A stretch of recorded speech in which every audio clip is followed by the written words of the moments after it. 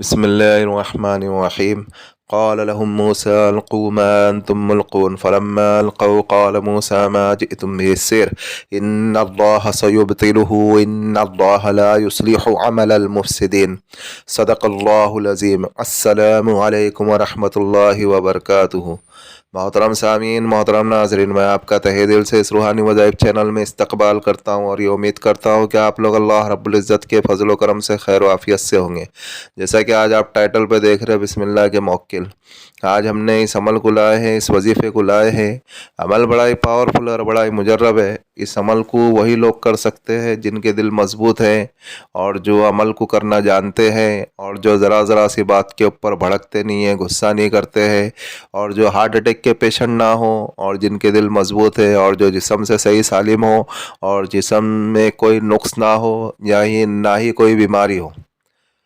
آپ بہتر ہے آپ اس عمل کو کسی پیر و مرشد کی ماتحت میں کریں، آپ خود سے اس عمل کو نہیں کریں، کیونکہ جو اس عمل میں خطرے کافی ہے اور مسئلے مسائل کافی ہے، کیونکہ بسم اللہ الرحمن الرحیم کے موکل جو اس میں 19 موکل تابع ہو جاتے ہیں۔ یہ عمل بڑا ہی پاورفل ہے اور اللہ رب العزت نے کا ایک نام ہے بسم اللہ الرحمن الرحیم۔ بس آپ کو یہ اللہ رب العزت کا ایک صفاتی نام ہے، اس کو ہی آپ کو پڑھنا ہے۔ اب آپ اگر بسم اللہ الرحمن الرحیم کو آپ اگر پڑھتے ہو تو اس کے اندر کافی صفاتیں ہیں اور کافی خوبی ہے اور کافی برکتیں ہیں۔ اللہ رب العزت نے خود قسم اٹھائی کر کے کہ جس کے اوپر بسم اللہ الرحمن الرحیم پڑھی جائیں گی ہم اس میں برکت عطا کریں گے۔ تو بسم اللہ الرحمن الرحیم جو ہے بہت ہی بابرکت اور بہت ہی عظیم صورت ہے، بہت ہی عظیم اللہ رب العزت کا ایک صفاتی نام ہے۔ بسم اللہ الرحمن الرحیم پڑھنے سے اس کے جو ہے کافی فوائد ہے اور اس کی کافی تاثیر ہے جو اس مختصر سی ویڈیو میں آنا ممکن نہیں ہے۔ سب میں پہلے تو آپ یہ سمجھ لے کر کے کہ موکل کسے کہتے ہیں۔ بہت سے لوگ ایسا گمان ہے کر کے کہ موکل فرشتے کو کہتے ہیں، لیکن موکل فرشتوں کو نہیں کہتے۔ فرشتے تو صرف اللہ رب العزت کا ہی حکم مانتے ہیں، مخلوق کا حکم نہیں مانتے، بلکہ جو ہے تمام امت مسلمہ اور تمام کفار مشرکین اور سارے کے سارے جو اللہ رب العزت کی بنائی ہوئی چیزیں ہیں اور اللہ رب العزت کی مخلوق ہے اور اللہ رب العزت ہر چیز کے اوپر غالب ہے۔ تو یہ ہمارا یہ گمان غلط ہے کر کے کہ موکل فرشتوں کو کہتے ہیں۔ بہت سے لوگوں کی وائس ریکارڈنگ بھی آتی ہے، آج میں آپ کو اس ویڈیو میں یہ بتاتا ہوں ابھی چلتا ہوں کر کے کہ موکل فرشتوں کو نہیں کہتے۔ فرشتوں میں سے ایک قسم ہوتی ہے جو اللہ رب العزت نے دنیا میں، یعنی جتنے بھی دنیا کے جو امور ہے جس میں آدمی اٹک جاتا ہے، جس میں انسان پریشان ہو جاتا ہے، تو وہ اس کو تسخیر کر کے اللہ رب العزت کے فضل و کرم سے ہی پھر جو ہے وہ دنیاوی کاموں میں ان سے مدد لے سکتے ہیں۔ وہ بھی اللہ رب العزت چاہیں گے جبھی، باقی مخلوق کے بس کی بات کچھ نہیں ہے، سب کچھ اللہ رب العزت کر سکتے۔ تو یہ فرشتوں کی قسم میں سے ایک قسم ہے، فرشتے نہیں ہے جو دنیاوی کاموں کے اوپر معمور ہے، جو دنیاوی کاموں کے اوپر جو ہے وہ اس کی نگرانی کرتے ہیں، ان کاموں کو کرتے ہیں، وہ بھی اللہ رب العزت کے فضل و کرم سے ہی۔ اور یہ فرشتے نہیں ہیں، پھر سے آپ سے کہہ رہا ہوں فرشتے نہیں ہیں، لیکن یہ جو ہے بہت ہی طاقت کے مالک ہے اور بہت ہی قوت کے مالک ہے، اور اللہ رب العزت نے انہیں جو بہت ہی طاقت اور بہت ہی قوت اور کافی صلاحیت ہے اور کافی چیزیں انہیں عطا کری ہے جو جناتوں سے بھی زیادہ طاقتور ہے اور جو جناتوں سے بھی زیادہ مطلب یعنی پاورفل ہے، اور اتنے پاورفل ہے کہ جو ہے جس کی کوئی حد نہیں ہے۔ ہم جو اس مختصر سی ویڈیو میں بتا نہیں سکتے، بس خالی آپ کو یہ کہنا تھا کر کے کہ یہ فرشتے ہے ہی نہیں۔ پھر سے آپ لوگ جو وائس ریکارڈنگ نہ بھیجے، تو اس کے لیے میرا ایک کام تھا کہ میں آپ کو بتا دوں کر کے کہ یہ موکل جو فرشتے نہیں ہوتے، فرشتے صرف جو اللہ رب العزت کا حکم مانتے ہیں، کسی مخلوق کا حکم نہیں مانتے، سمجھے؟ اور ہماری کیا اوقات ہے کہ ہم انہیں حکم دے کر کے، جو اللہ رب العزت کے ماتحت میں ہے، اللہ رب العزت کا ہی حکم مانتے ہیں اور اللہ رب العزت کی ذرہ برابر بھی ان لوگ نافرمانی نہیں کرتے، تو وہ فرشتے انہیں کہتے ہیں۔ یہ فرشتوں میں سے کوئی ایک قسم ہے جو اللہ رب العزت نے دنیا میں عطا کری ہے، جو دنیا میں بنائی ہے، جو دنیاوی کاموں کے اوپر وہ معین و مددگار ہوتی ہے، لیکن اللہ رب العزت کے فضل و کرم سے ہی ہوتی ہے۔ جہاں اگر کوئی عامل اٹک جاتا ہے تو وہ انہیں تسخیر کر کے وہ سارے معاملات اپنے اللہ کے فضل و کرم سے حل کر سکتا ہے، سمجھے؟ ابھی ہم چلتے ہیں عمل کی جانب۔ عمل کچھ آپ کو اس طریقے سے کرنا ہے کہ آپ کو جو ہے سب میں پہلے آپ کو جو ہے 9 چندی جمعرات کا انتظار کرنا ہے.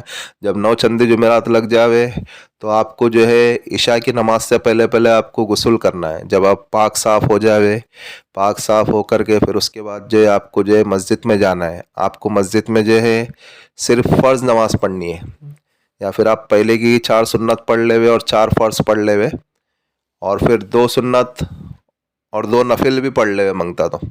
باقی کی 3 وتر اور 2 نفل جو رہیں گی آپ کو اس جگہ پہ آ کر کے پڑھنا ہے جس جگہ پہ آپ عمل کر رہے ہو. اور جس جگہ پہ آپ اگر عمل کریں گے تو وہ جگہ خالی ہونا چاہیے، کمرہ خالی ہونا چاہیے. اس کمرے میں عامل کے علاوہ کوئی داخل نہیں ہونا چاہیے. اور 40 دنوں کا عمل ہے، 40 دن تک کے عامل ہی داخل ہوگا اس روم میں، عامل کے علاوہ کوئی دوسرا داخل نہیں ہونا چاہیے.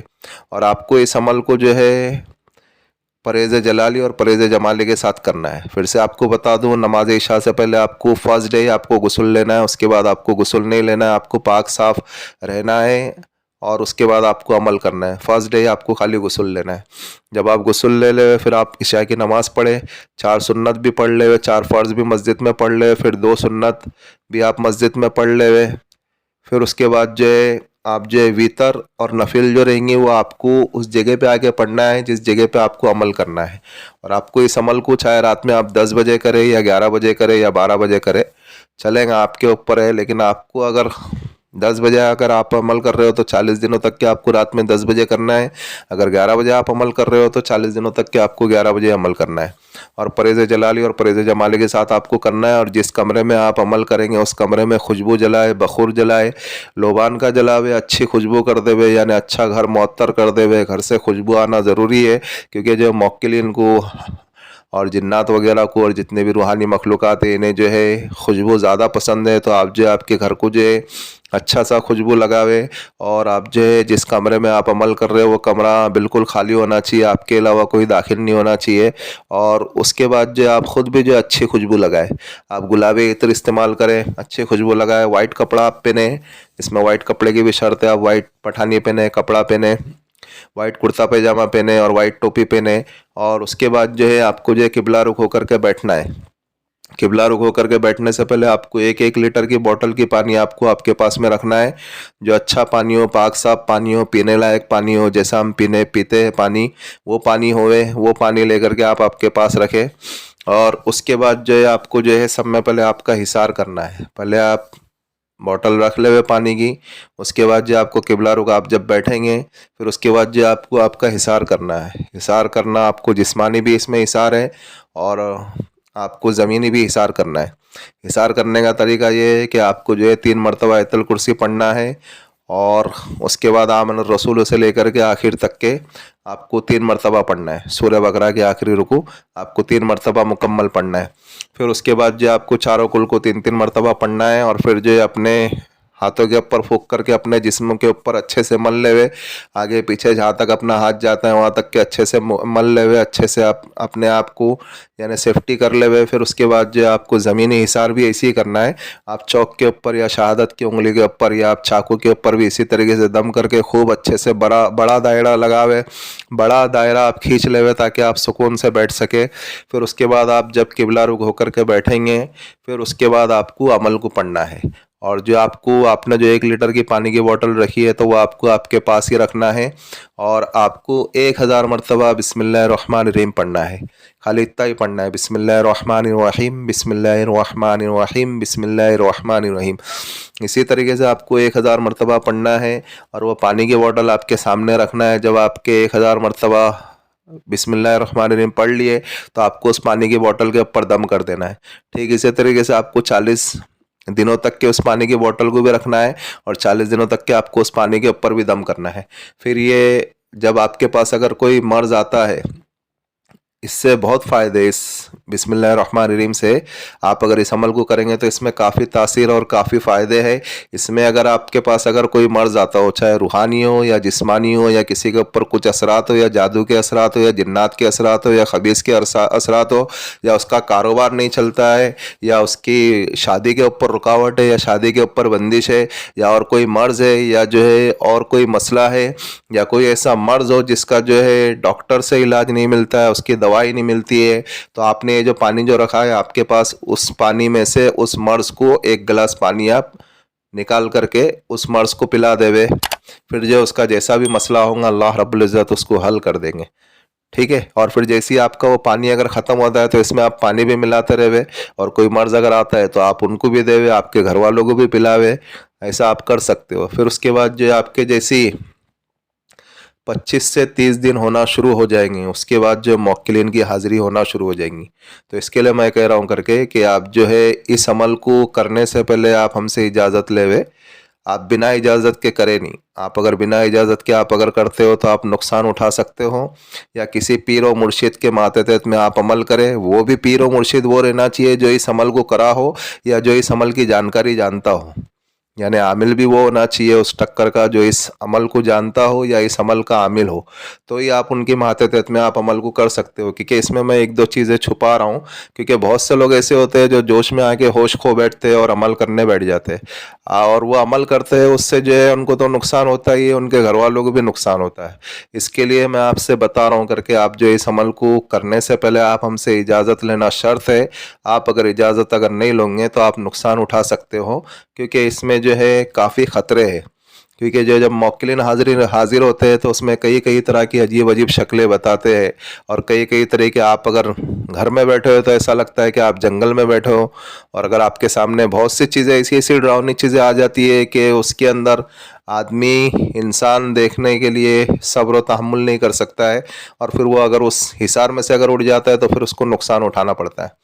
फिर आपके जब 40 दिन हो जावे, फिर उसके बाद जो मौक्किलीन हाजिर होंगे तो आप जो उनसे सलाम करें, या वो अगर सलाम करते तो आप उनका जवाब दे, या आप कर लेवे तो वो आपका जवाब देंगे। लेकिन 40 दिन के बाद ही, जब आपका 40वां दिन रहेगा, उसी वक्त आपको सलाम जवाब करना पड़ेगा। बस यही कुछ अमल है। फिर आप उनसे मिले, फिर आप उनसे मुआहदा तय करें। फिर जब आप मुआहदा तय कर लेंगे, फिर उसके बाद जो है वो आपके हर काम करेंगे, लेकिन आप इनसे जायज़ काम करावे, आप नाजायज़ काम नहीं कराए। आप अगर नाजायज़ काम कराएंगे तो आप उसका नुकसान उठा सकते हैं। आप इस अमल को करें और दुआ खैर में हमें भी याद रखें। फिर से मैं आपसे कह रहा हूँ कि आप बिना इजाज़त के इस अमल को नहीं करें, आप इस अमल को करें और दुआ खैर में हमें भी याद रखें। और भाई ये जो हमारा रूहानी वज़ाइफ चैनल है, आप इसको सपोर्ट करें, सब्सक्राइब करें। जिन लोगों ने सब्सक्राइब कर दिया बेल आइकन को ऑन कर दें। मिलते हैं नेक्स्ट वीडियो में। दुआओं की दरख्वास्त। अल्लाह हाफिज़।